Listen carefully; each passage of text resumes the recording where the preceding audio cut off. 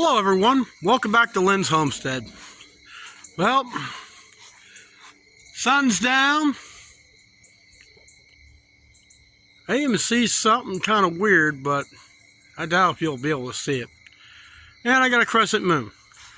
Well, I dug in to, I don't know, 1, 2, 3, 4, 5, 6, maybe about 24 feet more of the mobile home. Let me show you what I got.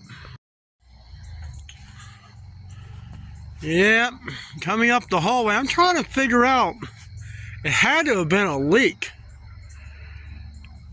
from here, roughly from here to about here. I got floor and sill damage. You can see it's pretty. I just don't,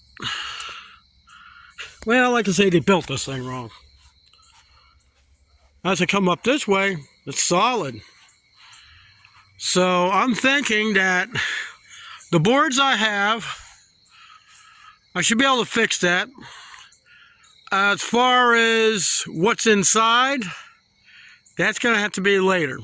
I got to make sure everything on the outside is good before we go on the inside. The sill in there, that ain't going to be easy. I got one strap.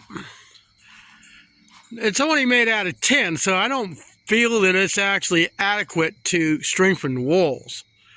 And it seems like they got it every, let's see, 4 to 5 feet, if even that. I cut that off 10 snips, even a pair of scissors, it's so thin. So that's what I'm going to be working on tomorrow. Wish me luck. I'll show you as I dig into it. But anyways, that's it for this video. The saga of the mobile home repair continues. See you next time.